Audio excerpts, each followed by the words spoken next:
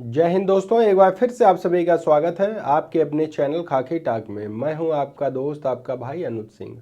UP में आंगनवाड़ी की bumper vacancy आ गई है। बहुत से ज़िलों में अभी नहीं आई है, लेकिन लगातार ये वैकेंसी आ रही है। लगभग अराउंड 70,000 पद भरे जाने हैं यूपी आंगनवाड़ी में कार्यकर्त्री के। तो जिन ज़िलों में ये वैकेंसी आ गई है उनके लिए वीडियो है, और जिन ज़िलों में अभी वैकेंसी नहीं आई है वो भी इस वीडियो को देख सकते हैं। आपको नॉलेज मिल जाएगा और आप अपने डॉक्यूमेंट्स तैयार रख सकते हैं, जिससे कि आपका सिलेक्शन आसानी से हो सके। धीरे धीरे ये वैकेंसी सभी ज़िलों में आ रही है। अभी ये 5-6 ज़िलों में आई है, उसकी लास्ट डेट बता दूंगा, सिलेक्शन का क्या प्रोसेस है वो बता दूंगा, और कैसे आपको स्मार्ट तरीके से इसमें सिलेक्शन लेना है ये भी आपको शॉर्ट ट्रिक बता दूंगा। ठीक है, आपसे रिक्वेस्ट इतना रहेगा, चैनल पे पहली बार विजिट कर रहे हैं तो चैनल को सब्सक्राइब और वीडियो को लाइक कर लीजिएगा। चलिए शुरुआत कर लेते हैं, जानते हैं। यूपी आंगनबाड़ी भर्ती 2025 के लिए ये नोटिफिकेशन जारी हो गया है। सरकार अब आंगनवाड़ी केंद्रों पर बहुत ज़्यादा ध्यान दे रही है। देखिए, इसके लिए आपकी मेडिकल सुविधाएं बढ़ा रही है सरकार, बीमा आपका करा रही है, आपका जो मानदेय है वो बढ़ा रहे हैं, और कई सारी योजनाएं हैं जो कि आंगनवाड़ी वर्कर्स के लिए होने वाली हैं। सरकार विशेष पैकेज ला रही है आंगनवाड़ी कार्यकर्ताओं के लिए। पद इसमें जो आपका है वो वर्कर का निकाला गया है, जिसे हम कहते हैं आंगनवाड़ी कार्यकर्त्री या आंगनवाड़ी सहायिका के लिए ये आपका पद यहाँ पर होने वाला है। इसमें सबसे बड़ी बात क्या होती है कि जिस ज़िले से वैकेंसी आती है उसी ज़िले का बच्चा इसमें फॉर्म फिल कर सकता है, बाकी और कोई इसमें फॉर्म फिल नहीं कर सकता है। ठीक है, तो इस बात का आपको विशेष ध्यान देना है। यहाँ आपसे कोई भी फीस नहीं ली जा रही है फॉर्म भरने के लिए, एप्लीकेशन फ़ी वगैरह कोई भी आपको नहीं देनी है, बस केवल और केवल आपको फॉर्म फिल कर देना है। अभी जो वैकेंसी आपकी रिसेंटली आई हुई है वो आपकी हापुड़ में आई हुई है, 20 नवंबर इसका लास्ट डेट है। दूसरी अमरोहा में है, 25 नवंबर इसका लास्ट डेट है। ललितपुर में है, 27 नवंबर लास्ट डेट है। प्रतापगढ़ में है, 28 नवंबर लास्ट डेट है। सिद्धार्थनगर में निकाली गई 24 नवंबर लास्ट डेट है, और सीतापुर में भी आपकी ये वैकेंसी निकली हुई है। तो अभी ये डिस्ट्रिक्ट बिल्कुल तैयार हो जाएं, सर्टिफिकेट अपने तैयार कर लें, और इन्हीं का सिलेक्शन इस डिस्ट्रिक्ट में होने वाला है। आपके डिस्ट्रिक्ट में भी वैकेंसी आती रहेगी, मैं लगातार आपको अपडेट करता रहूँगा। अप्लाई लिंक जो आपको है वो आप महिला एवं बाल पुष्टाहार विभाग की ऑफिशियल वेबसाइट पर जाकर आप इसका फॉर्म देख सकते हैं और फिल कर सकते हैं। ठीक है, सिलेक्शन प्रोसेस मेन जो इस वैकेंसी का होता है वो है सिलेक्शन प्रोसेस। अब बहुत सी बच्चियां हैं, महिलाएं हैं जो जान ही नहीं पाती हैं कि सिलेक्शन होता कैसे है। अभी भी लोगों को ये भ्रांति बनी हुई है कि जिसका 95% आएगा उसी का सिलेक्शन होगा, 90% वाले का सिलेक्शन होगा, या फिर बहुत ज़्यादा तो 90, 95, 97% इन्हीं का सिलेक्शन होता है मेरिट के आधार पर। लेकिन यहाँ आप बिल्कुल गलत हैं।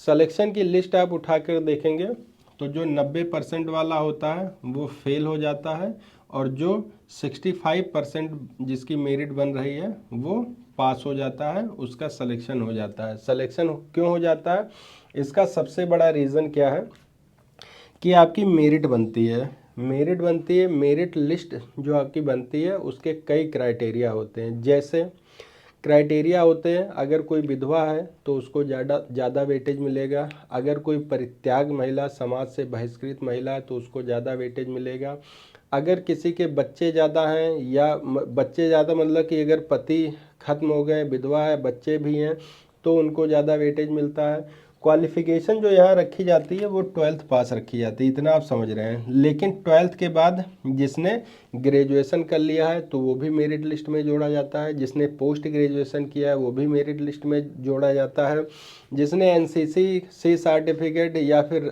जो आपका होता है स्काउट का उसका सर्टिफिकेट है, या कंप्यूटर से रिलेटेड, या जितने भी क्वालिफ़िकेशन क्राइटेरिया जो उसमें मांगी जाती हैं उनके हिसाब से फाइनल मेरिट बनाई जाए। अब जैसे सपोज दैट किसी बच्चे का इंटर में है 65% और किसी बच्ची का है 95%, तो आप सोचेंगे 95 वाले का सिलेक्शन हो जाएगा, तो यहाँ बिल्कुल आप गलत हैं।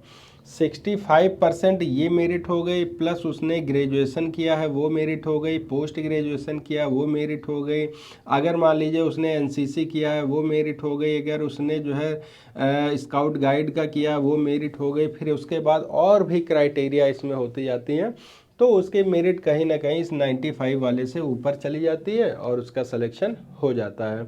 तो अब आपको इस पर विशेष ध्यान देना है कि आप ज़्यादा से ज़्यादा कौन कौन से सर्टिफिकेट आप बनवा सकते हैं, आपके पास हैं, बनवाने का मतलब आपके पास हैं, ठीक है, तो आपका सिलेक्शन हो जाएगा। 18 साल मिनिमम एज मांगी जाती है, 35 साल इसकी मैक्सिमम एज होती है। SC ST OBC को नियमानुसार 5 साल और 3 साल की छूट यहाँ पर देखने को मिल जाएगी। जैसा कि मैंने बताया था, सेम डिस्ट्रिक्ट से होना चाहिए, सेम ग्राम सभा या सेम वार्ड का होना चाहिए वो बच्चा या बच्ची, सेम डिस्ट्रिक्ट आपको बता दिया है।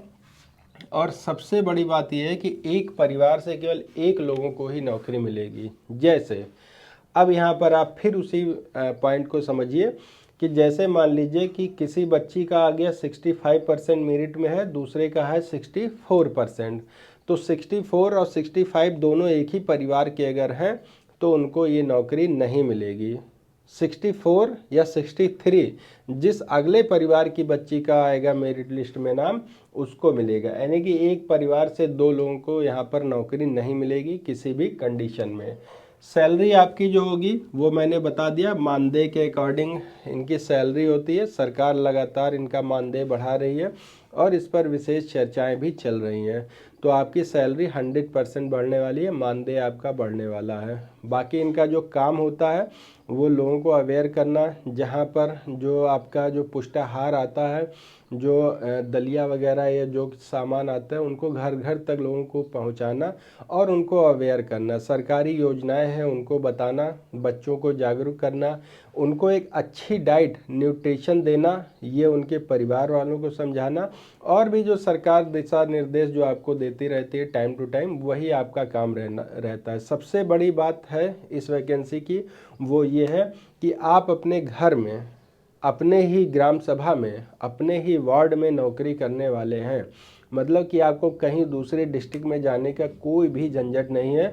ये नहीं कि आप रहने वाले हैं दूसरे डिस्ट्रिक्ट के, सपोज दैट आप रहने वाले हापुड़ के हैं और आपका सिलेक्शन प्रतापगढ़ हो गया, 100 200 500 किलोमीटर की दूरी हो जाती है, किराए पे मकान लेना पड़ता है और भी बहुत सारे खर्च होते हैं, बच्चों से दूर हो जाते हैं, तो सारी सैलरी, सारा आपका जो सेविंग है वो इसी में निकल जाता है। तो बढ़िया घर में नौकरी है, रेपुटेटेड जॉब है, अच्छा वाइट कॉलर जॉब है, कोई दिक्कत आपको यहाँ पर होने वाली नहीं है।